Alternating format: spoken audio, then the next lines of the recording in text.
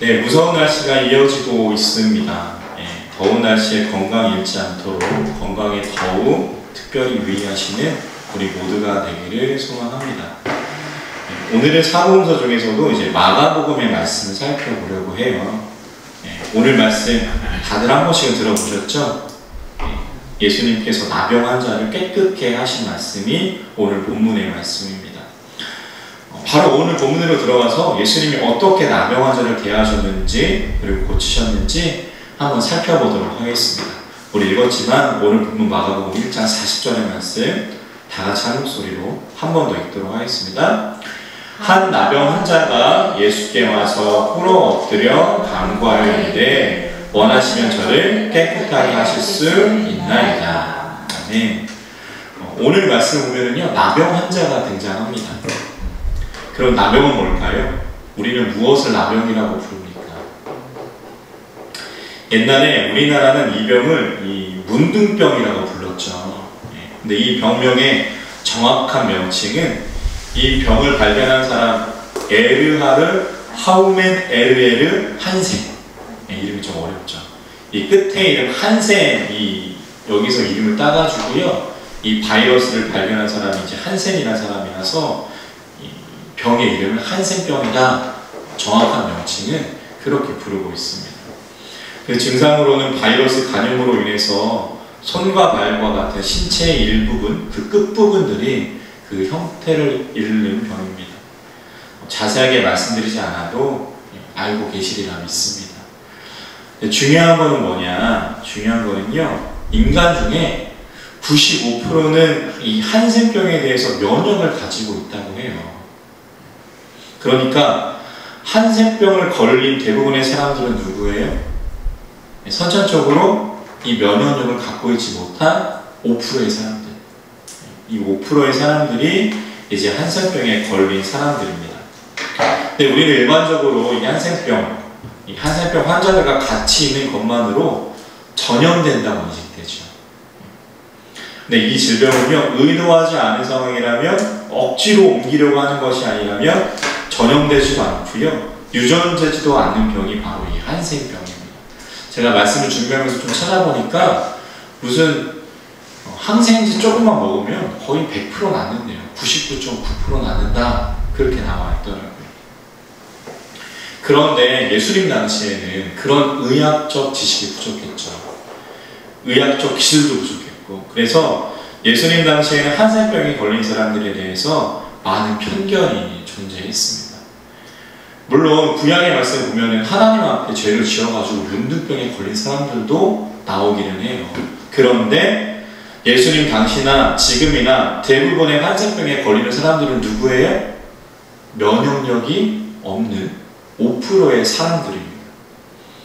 그런데 문제는 뭐냐? 선천적으로 한센병에 대한 면역이 없어서 그렇게 병에 걸린 사람들이지만 그 사람들에게도 하나님께 죄를 지어서 하나님께 벌을 받아 그 병에 걸렸다라는 프레임이 똑같이 씌워졌다는 거예요.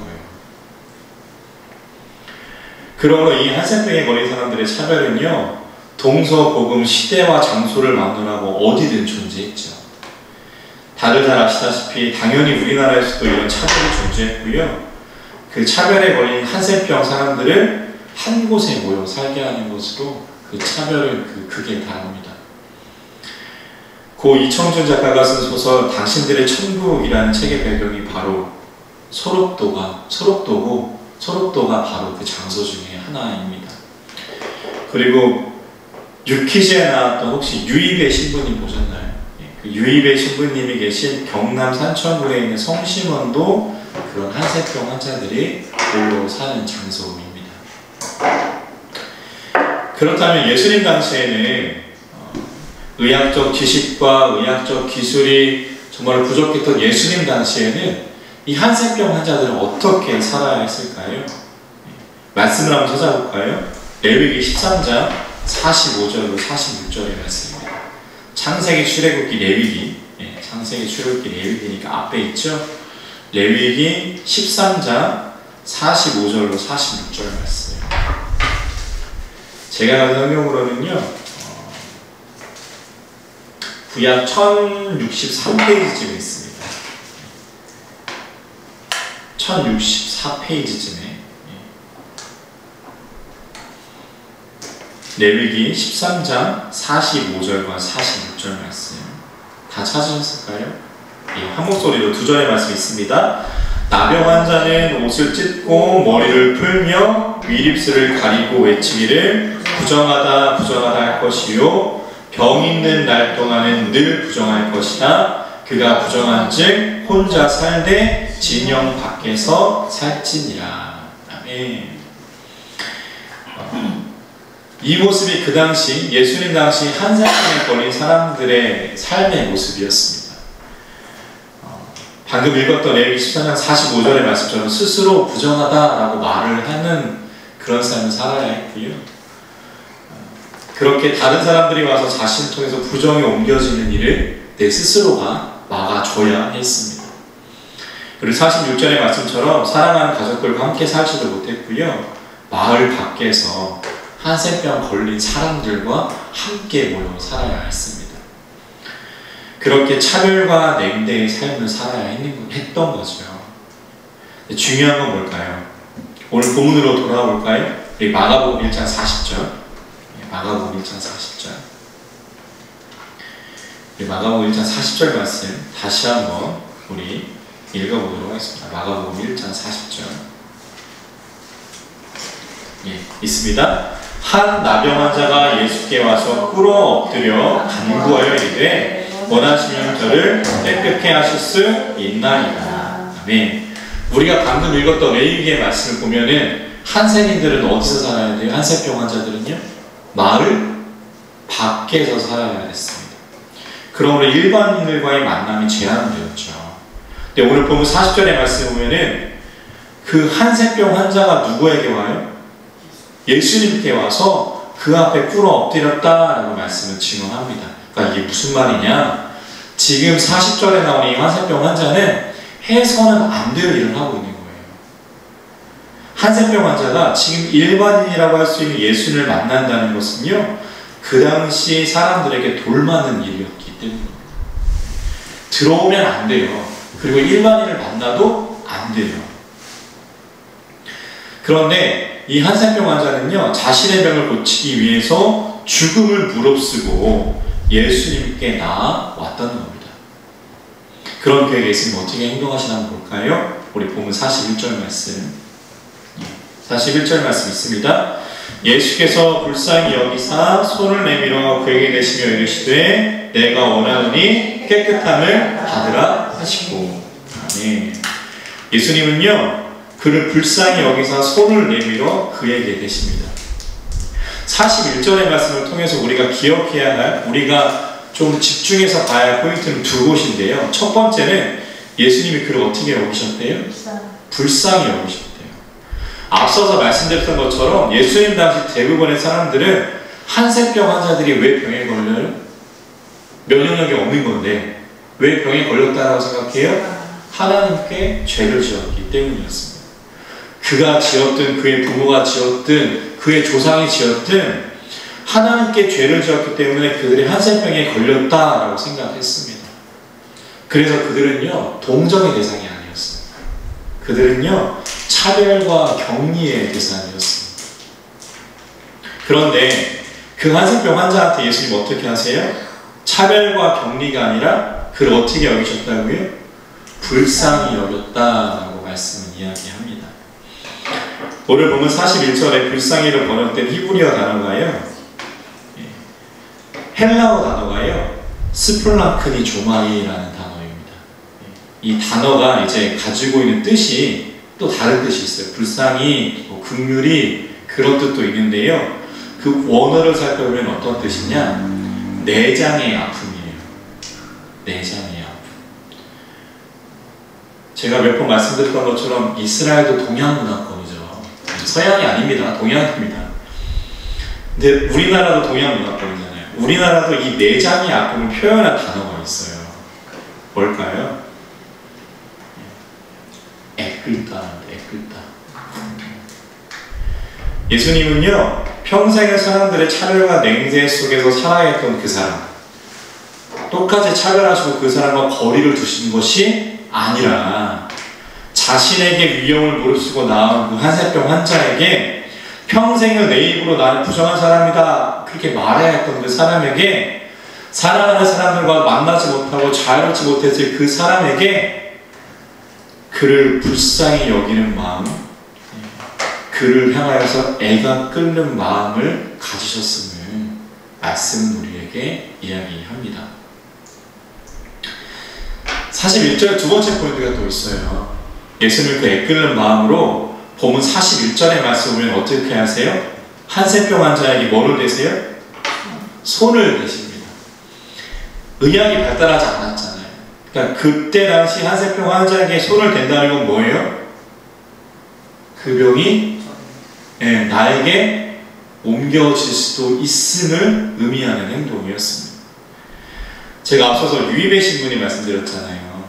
유이배 신부님이 처음으로 그 성심원에 가셨을 때 한센병 환자들이 이렇게 했대요. 한 환자가 밥을 먹고 있다가 숟가락으로 밥을 딱 떠가지고 그 유이배 신부님한테 드시라고 줬답니다. 먹으라고. 왜 그랬을까요?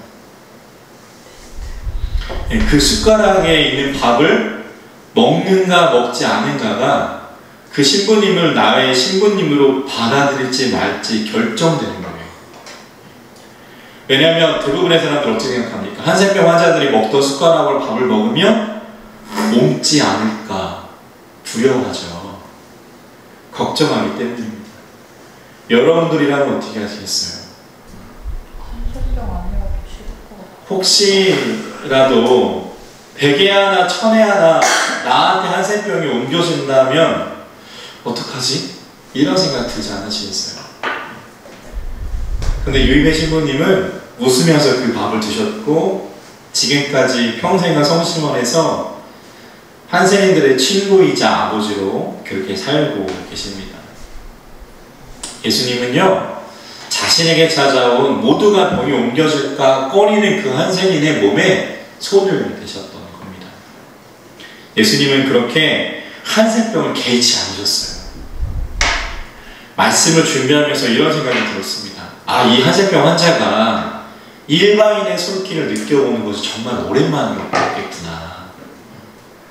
같은 한센인들끼리는 접촉할 수 있었겠지만 그러한 한센병에 걸리지 않은 사람들의 손은 오랜만에 느껴봤겠구나. 그런 생각이 들었습니다. 예수님은 그의 몸에 손을 대시고 다음과 같이 말씀하십니다. 깨끗함을 받으라. 그 예수님의 말씀이 떨어지기가 무섭게 나병 환자는 그 온몸은 깨끗해졌다. 성경은 증언합니다. 우리 42절 말씀인데요. 한번 읽어볼까요? 있습니다. 곧 나병이 그 사람에게서 떠나가고 깨끗하여 진지라. 아멘. 그렇게 몸이 나은 한센병 환자에게 예수님은 다음과 같이 말씀하십니다. 43절, 44절 우리 읽도록 하겠습니다. 곧 보내시며 44절이요.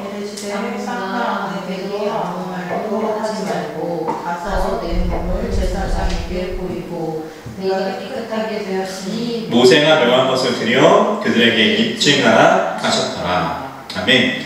43절과 44절의 말씀 보면은요, 그 당시 나병이 나았는지 안 나았는지, 한센병이 나았는지 안 나았는지를 판단하는 사람이 누구예요? 제사장이에요.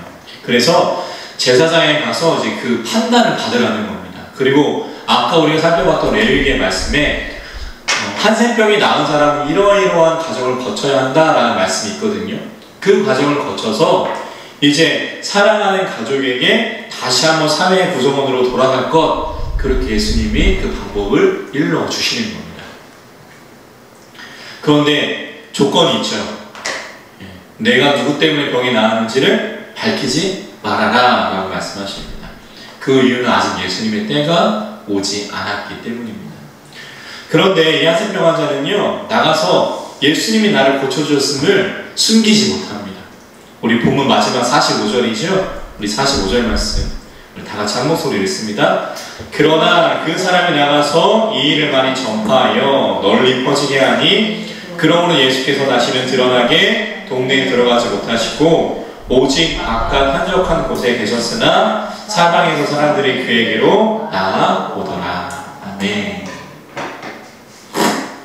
불가능할 것 같은 일, 자신의 나병, 한센병이 나은 일, 그 사람은 자신을 이렇게 치료하신 예수님을 감출 수가 없었습니다. 그래서 예수님의 그 소문을 막 퍼뜨리게 되고요. 사람들이 그 소문을 듣고 많이 또 오게 됩니다. 그래서 예수님의 운신의 폭이 좁아졌다. 성경은 그렇게 이야기하죠. 사랑하는 성도 여러분, 그렇다면 우리는 오늘 말씀을 통해서 어떠한 하나님의 음성을 들을 수 있을까요? 소망하기는 그 하나님의 사람들을 사랑하시는 하나님의 사랑을 발견하실 수 있는, 또한 하나님의 사랑을 전하기를 다짐하실 수 있는 복된 예배 시간 될 수 있기를, 말씀의 시간 될 수 있기를 주님의 이름으로 간절히 축원합니다. 오늘 예수님은요, 자신에게 나오는 그 한센병 환자를 보시고 애끓는 마음을 가지셨어요. 그분은 나병 환자가요, 이 한센병 환자가요, 나는 지금까지 이러한 삶을 살아왔습니다 라고 이야기도 하지 않았는데 그저 저를 깨끗게 하여 주십시오 라고 말했을 뿐인데, 예수님은 그 한마디에 담긴 그 삶을 보시고요, 그를 불쌍히 여기시며 그를 깨끗게 해 주셨습니다. 사랑하는 성도 여러분, 하나님은 우리에게도 이 마음을 똑같이 갖고 계세요. 그분은요, 우리가 일일이 말하지 않아도요, 우리를 다 알고 계십니다. 우리의 삶과 우리의 인생을 아시며 우리가 지금 당장 해결해야 할 그것이 무엇인지, 우리가 지금 무엇이 필요한지도 그분은 알고 계십니다. 그분은 여전히 저 여러분들을 향하여 오늘 한센병 환자에게 내미셨던 손을 거두지 않고 계세요. 그러므로 하나님께 우리의 문제를 가지고 그렇게 나아가실 수 있는, 그러므로 그 문제를 해결함을 받으실 수 있는 우리 모두가 될 수 있기를 주님의 이름으로 간절히 축원합니다. 제가 계속 말씀드리는 것처럼요, 하나님은 하나님의 사람을 부르시고 나 몰라라 하시는 분이 아닙니다. 하나님은요, 지금도 우리와 함께 계시고 우리의 길을 만들고 계세요. 그 하나님을 바라볼 수 있는 믿음의 눈이 그러므로 우리에게 있어야 합니다. 내가 원하는 때, 내가 원하는 방법은 아니더라도요, 그분은 우리에게 가장 정확한 때에 가장 좋은 것을 주시는 분입니다. 우리에게 가장 선한 것을 베푸시는 분이에요. 그 하나님을 향한 우리를 가장 잘 알고 계시고 우리의 필요를 아시며 오늘 말씀에 나오는 한센병 환자에게 정확한 때에 정확한 것을 공급해 주십니다. 그 하나님을 향하여서 우리의 마음과 신앙이 정말 바르게 설 수 있기를 소망합니다. 그러할 때에 한센병 환자를 고치셨던 하나님이, 그의 삶을 채우셨던 하나님이 우리의 삶과 신앙도 고치시고 채우실 줄 믿습니다. 오늘 말씀을 통해서 우리는 또 하나님의 음성을 다음과 같이 들을 수 있습니다. 어떤 것이냐?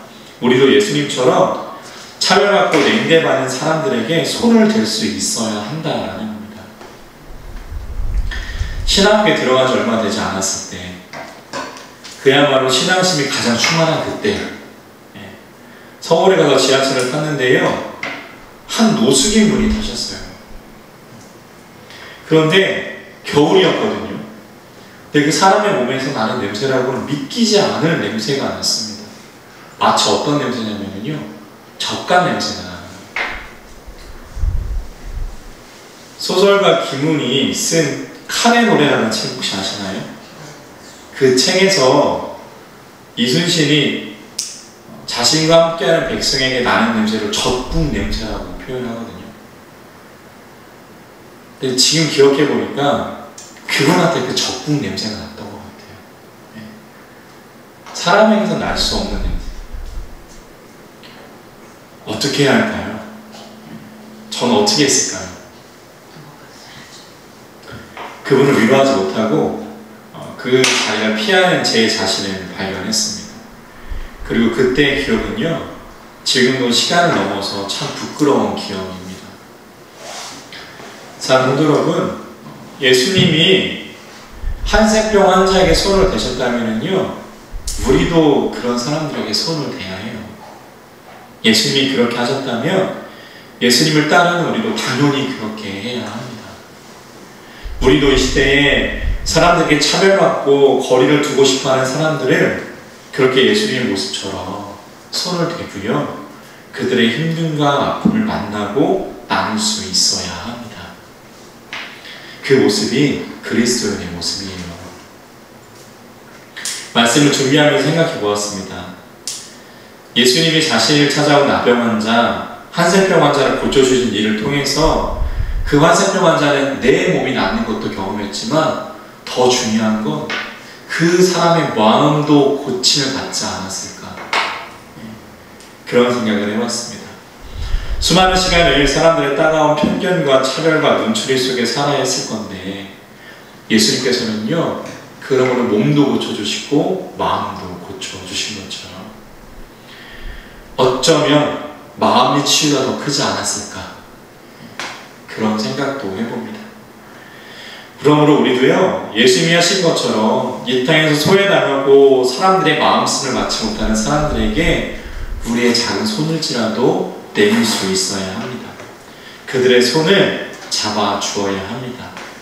그들에게 우리의 어깨를 빌려주고요, 그들의 손을 잡아줌으로 그들이 혼자가 아님을 우리도 알게 해야 합니다. 소망하기는 그 일을 잊지 않으시는 여기 계신 귀한 성도님들과 제가 될 수 있기를 주님의 이름으로 간절히 축원합니다. 오늘 말씀, 나병 환자를 고치신 그 말씀 한번 정리해 보도록 하겠습니다. 오늘 말씀에서 용감한 나병 환자죠. 이 한센병 환자는요, 믿음을 가지고 자신의 병을 예수님 고친 줄 믿고 그렇게 예수님께 나아옵니다. 예수님은요, 그를 보시고요, 그가 그동안 사람 모든 행적과 행위를 생각하시며 그를 긍휼히 불쌍히 애꿎게 여겨주셨습니다. 그리고 그를 그의 믿음대로 깨끗게 해주셨죠. 사랑하는 성도 여러분, 하나님은 한센병 환자의 마음을 아시고 그의 필요만을 채우시는 분이 아닙니다. 그분은 우리의 마음도 아시고 우리의 필요도 채워주시는 분이에요. 그분께 나아오십시오. 그분께 나아가십시오. 분명 그분은 우리를 향하여서 애끓는 마음으로 우리의 삶도 신앙도 치료해 주실 줄 믿습니다. 더 나아가 예수님의 모습을 우리는 닮아야 합니다. 그러므로 차별과 냉대의 삶을 살아가는 사람들에게 우리의 손과 어깨를 내어줄 수 있어야 합니다. 그들이 비록 거리를 두고 싶은 사람이라고 할지라도 우리는 그들에게 한 걸음 가까이 가야 합니다. 그러할 때 예수님을 닮은 그 모습을 통해서 그들은 살아계신 하나님과 살아계신 하나님의 사랑을 발견하게 됩니다. 그 일을 감당하시는 일주일의 삶을 살아가실 수 있는 여기 계신 귀한 성도님들과 제가 될 수 있기를 주님의 이름으로 간절히 축원합니다. 무엇보다도 힘내십시오. 우리를 향하여서 애끓는 하나님이 계십니다. 기도하겠습니다.